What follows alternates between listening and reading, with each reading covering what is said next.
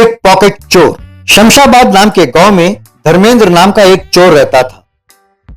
वो ज्यादातर bus stand और रेलवे स्टेशन में पॉकेट मारता रहता था। उसी गांव में हेमा मालिनी नाम की लड़की पर्स चुराती रहती थी। एक दिन उस गांव में सोना और हीरे जवाहरात के एग्जीबिशन लग रहा था। बहुत सारे धनवान अपनी कीमती कारों में वहां आए थे। धर्मेंद्र भी एक जादूगर के भेष में वहां गया। हेमा मालिनी भी खूब सज धज कर वहां गई। एग्जीबिशन का आयोजक ने धर्मेंद्र को देखकर, हेलो सर, आपका स्वागत है। क्या आप जादूगर हैं? जी हाँ, मैं दुनिया भर का मशहूर जादूगर हूँ। मेरा नाम है एसी सरकार। एसी सरकार? भाई पीसी सरकार के बारे में तो सुना था, पर एसी सरकार के बारे में कभी नहीं सुना था। उस पीसी सरकार को जादू सिखाने वाला ये एसी सरकार ही तो था। अरे वाह, ये तो मेरा सौभाग्य है सर। सर कोई जादू करके दिखाइए प्लीज प्लीज सर, कहकर मिन्नतें करने लगा। तभी हेमा मालिनी एक सेल्समैन से, हेलो भैया, इस नेकलेस की कीमत क्या होगी? इसकी कीमत 40 लाख है मैडम। क्या, केवल 40 लाख रुपए? अरे इससे महंगा और कोई आइटम नहीं है क्या तुम्हारे पास? क्यों नहीं मैडम, रुकिए दिखाता हूँ, कहकर वहां से चला गया।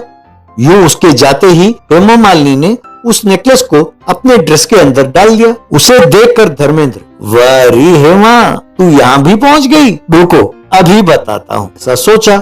ठीक है सर, आप जादू देखना चाहते हैं ना? ये देखिए, इस नेकलेस को मैं अपनी जेब में डालूंगा और किसी सुंदर सी नारी के कपड़ों से निकालूंगा, ठीक है? कहकर उस नेकलेस को अपने जेब में डाला। उसके बाद इधर उधर नजर दौड़ाते हुए किसके ड्रेस से बाहर निकालें? हाँ, ये महिला बहुत सुंदर है, इसके ड्रेस से बाहर निकालते हैं, ठीक है? यूं वे उसके पास आने लगे तो उसने धर्मेंद्र को पहचान लिया। Hello mister, stop this nonsense. तुम समझते हो कि मेरे पास और कोई काम नहीं है जो मैं तुम्हारे मैजिक शो में भाग लूंगी? मुझे जाना है। Hello madam, you magic show के बीच में चले गए तो कैसे चलेगा? आपके ड्रेस से नेकलेस निकाल कर उन्हें देना होगा ना? आप निकाल कर देंगी या मैं हाथ डालकर निकालूं? हेमा मालिनी हड़बड़ाकर, नहीं नहीं नहीं, तुम क्यों निकालोगे? नॉनसेंस, कहते हुए अपने ड्रेस में हाथ डालकर। अरे वाह, वाकई मेरे ड्रेस से एक नेकलेस निकला है। Wow, you are such a great magician, कहकर उसे निकाल कर दिया। थोड़ी देर बाद दुकानदार ये जानकर कि उसका नेकलेस गायब है, वो सिर पकड़कर बैठ गया। बाहर आकर हेमा मालिनी प्रणाम करते हुए, वाह, तुम कितनी होशियार हो। You are really great. मैं कुछ दिनों के लिए तुम्हारी शिष्य बनना चाहती हूँ, कहकर उसके पैर छूने के लिए झुकी। उसे रोकते हुए, हेलो, ये ओवर एक्शन बंद करो। ठीक है, तुम मेरी शिष्य बन सकती हो, पर इसमें मेरा क्या लाभ होगा? तुम जिस पर हाथ मारोगी उसका आधा मुझे दोगी। ऐसे ही सही गुरुदेव। इस खुशी के मौके पर कल तुम्हें एक पार्टी देना चाहती हूँ। यूं अगले दिन वे दोनों एक रेस्टोरेंट जाकर कई किस्म के डिशेस खाने लगे। मैं बोर हो रही हूँ, क्यों ना हम चिट और पट का खेल खेले? हाँ, चिट गिरे तो मेरा चेन दूंगी और पट गिरे तो तुम्हारा चेन देना होगा, ठीक है? वो मान गई तो हेमा मालिनी ने सिक्का उछाला और उसे पकड़ा।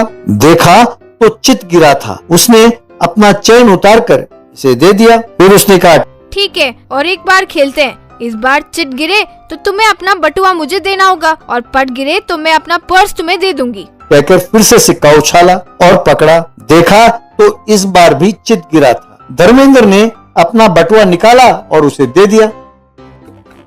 वाह, ये तो मजेदार खेल है। एक और राउंड हो जाए?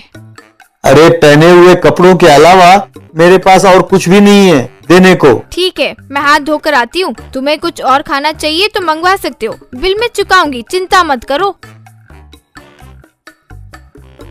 बाद में वेटर ने बिल लाकर दिया। थोड़ा ठहरो, मेरे दोस्त के पास पर्स है, वो आकर पैसे देगी। वो कहां से आएगी साहब, वो तो कब का ऑटो में बैठकर चली गई। पैसे नहीं है तो आकर अंदर आटा पीसो और बाकी काम करो। इस तरह वो होटल में काफी देर तक आटा पीसता रहा। उसके बाद बर्तन मांजा, फिर होटल को झाड़ू मारने लगा। एक दिन वो बस में सफर करते हुए किसी के जेब काटने के लिए पैंट में हाथ डाल ही रहा था कि एक और हाथ आकर उससे टकराया। देखा तो वो हेमा मालिनी थी। पहले मैंने हाथ डाला था, ये मेरा है। ये नहीं चलेगा, पहले मैंने हाथ लगाया था, ये तेरा नहीं मेरा है। इस कश्मकश में यात्री पीछे मुड़कर देखने लगा और ये तुम दोनों मेरे पीछे हाथ डालकर क्या कर रहे हो? किस चीज को मेरा है कह रहे हो? तुम दोनों कौन हो? पॉकेट मार हो क्या? क्या ये आपने क्या बात कर दी? हम आपको जेब कतरे नजर आते हैं? लानत है। रोल्स रॉयस होते हुए भी बस का सफर कैसा होता है देखने के लिए हम आए थे ना। यही हमारी गलती है। इन बसों में ऐसे लोग ही सफर करते हैं। ए ड्राइवर, बस रोको, ऐसा उसने जोर से कहा। यूं बस के रुकते ही दोनों नीचे उतरे। सुनो हेमा, यूं हम दोनों लड़ते रहे तो दोनों का नुकसान होगा। मुझे तुम बहुत पसंद हो, तुम्हें एतराज ना हो तो मैं तुमसे शादी करना चाहता हूँ। तब दोनों मिलकर मजे से चोरी करके जी सकते हैं। क्या कहती हो? हेमा मालिनी ने शर्मा कर सिर झुकाकर हाँ कहा। बाद में उनकी शादी विभिन्न प्रांतों से आए हुए चोर, डाकू और लुटेरों के उपस्थिति में बड़े धूमधाम से हुई। मछली चोर। 1000 साल पहले मछलीदास नाम का एक राजा रहता था।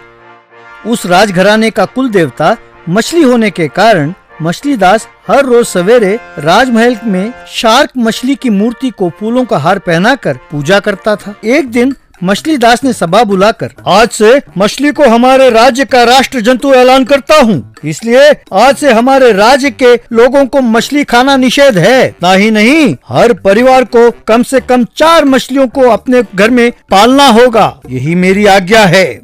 ये क्या है महाराज, हमारी प्रजा को मछलियाँ बहुत अच्छी लगती हैं। यूं अचानक उन्हें मछली के पकवान को खाने से वंचित रखेंगे तो वे मानसिक रूप से क्षतिग्रस्त हो जाएंगे महाराज। ऊपर से मछुआरे का रोजगार उनसे छिन जाएगा और वो भीख मांगने लगेंगे। माना आपको मछली से प्यार है, पर इतना कठोर निर्णय लेना प्रजा के हित में नहीं है महाराज। मंत्री जी, प्रजा के भोजन के लिए कितने सारे भोज्य पदार्थ हैं। वैसे अगर उन्हें समुद्र के आहार का शौक है तो वे केकड़े और झींगा है ना, उन्हें पकड़कर खाएं। कुत्ते और बिल्ली पालते हैं ना, वैसे ही मछली को भी पालने के लिए कहिए। क्यों, मछली प्यारी नहीं होती? जहाँ तक मछुआरों का सवाल है, उन्हें यथाविधि मछली पकड़ने को कहिए, पर उन्हें खाने के लिए नहीं बल्कि पालने के लिए बेचें। पेटूलाल को समझ में नहीं आया कि वो क्या कहे और वो मान गया और वहाँ से चला गया। इस तरह मछलीदास अपने तालाब में मछली पालने लगा। हर रोज सुबह शाम अपने पोते चिंपू दास को तालाब के पास ले जाकर उसे मछली दिखाता था। देखा बेटा, इस दुनिया में मछली से सुंदर और कोई जीव नहीं है। सच दादाजी, जिनकी आंखें सुंदर होती है उन्हें मछली जैसे आंख वाले कहते हैं। इसी तरह अच्छे तैरने वाले को मछली जैसे तैरने वाले कहते हैं, है ना?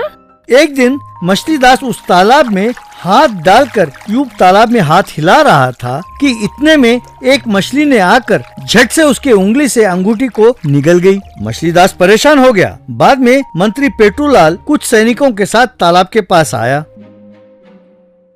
महाराज, वो अंगूठी बहुत कीमती है ना, मछलियों को काटकर अंगूठी बाहर निकालते हैं।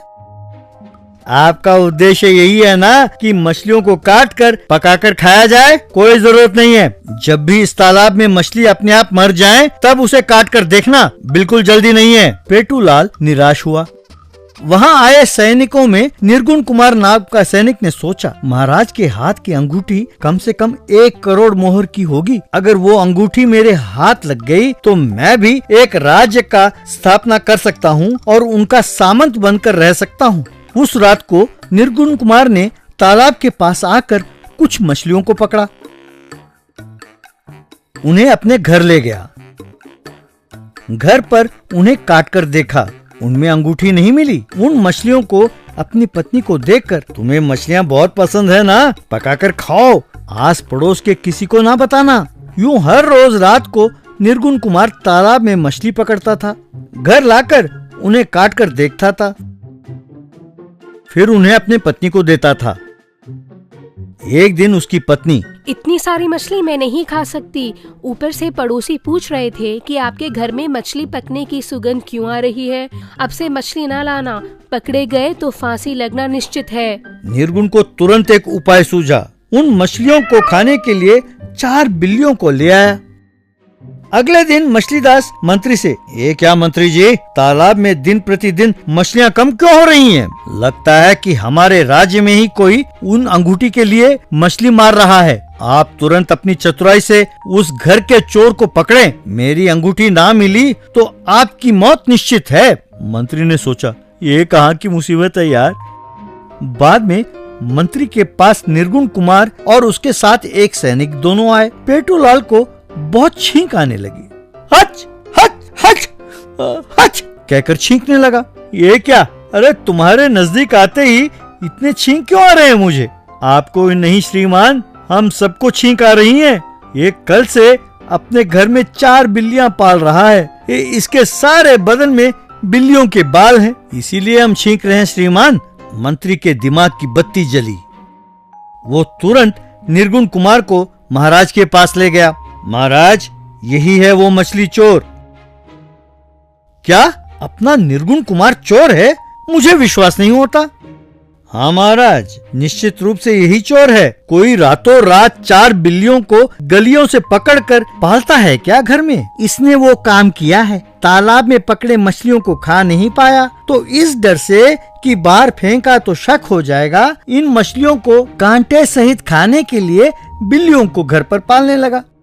शाबाश पेटूलाल, आपके मरणोपरांत आपके दिमाग को मिस्र के म्यूजियम में रखवा दिया जाएगा। इस तरह निर्गुण कुमार को कारागार में डाल दिया। इतने में चिंपू उस अंगूठी को लेकर वहां आया। ये तुम्हें कहाँ मिली बेटे? तालाब में एक मछली को पकड़कर उल्टा लटकाया, तब एक मछली के मुंह से ये अंगूठी निकली। बस मछलीदास और पेटूलाल हैरान हो गए। दादाजी, मनुष्य को क्या खाना चाहिए और क्या नहीं, ये भगवान निर्णय करता है। हमें नहीं करना चाहिए, नहीं तो वो मछली आपकी अंगूठी क्यों निगल गई? मछलीदास का सिर घूम गया। पेटूलाल बहुत खुश हुआ।